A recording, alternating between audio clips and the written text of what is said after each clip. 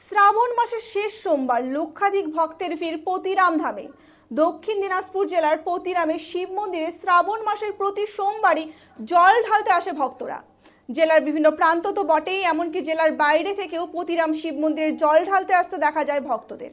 30 বছর ধরে পতিরামের এই মন্দির হয়ে উঠেছে বাবাধাম। কাশীর বিশ্বনাথ বা দেওঘর বাবাধাম নয়, পতিরামের শিব মন্দিরই বাবাধামে পরিণত হয়েছে দক্ষিণ দিনাজপুর জেলাবাসীর কাছে।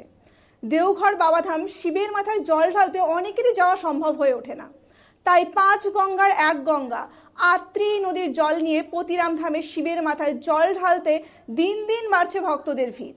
শ্রাবণ মাসের রবিবার রাতে জেলার বিভিন্ন প্রান্ত থেকে পায়ে হেঁটে বা দৌড়ে যাত্রা হয় পতিরাম ধাম। ভক্তদের এই যাত্রাপথে সাহায্যের হাত বাড়িয়ে দেয় জল ছত্র খুলে বিভিন্ন সংগঠন।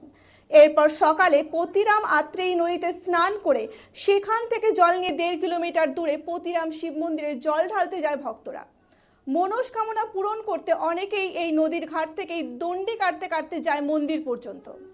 লক্ষাধিক ভক্তের সমাগমের কারণে নদীর ঘাট থেকে মন্দির পর্যন্ত নিরাপত্তায় থাকে নানান স্বেচ্ছাসেবী সংগঠন ও পুলিশ প্রশাসন। পতিরাম ধাম শিব মন্দিরে মহারাজ হরিহরানন্দগিরি জানান, গত 30 বছর ধরেই এখানে ভক্তদের ভিড় হয়ে আসছে। শ্রাবণ মাসের প্রতি সোমবার লক্ষাধিক মানুষের ভিড় হয়। মন্দির কমিটির পক্ষ থেকে ভক্তদের জন্য যেমন প্রসাদের ব্যবস্থা রয়েছে, পাশাপাশি ভক্তদের পরিষেবা দিতে অ্যাম্বুলেন্স, ডাক্তার, মেডিকেল টিমের ব্যবস্থাও রাখা হয়েছে।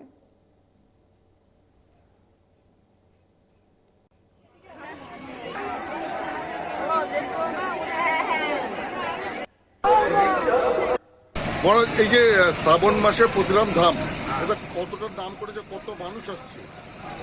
মানুষ এইবার প্রথম সোমবার থেকে চারটা সোমবারে প্রচুর লোক আসছে। গিনতি কি করবো, মোটামুটি লোক বলতেছে কি 4 লাখ 5 লাখ লোক হবে। দাদা, আপনার কোথা থেকে এসছেন এবং কোথায় এসছেন? হ্যাঁ, পতিরামে কি মাহাত্ম্য, কি বিষয়?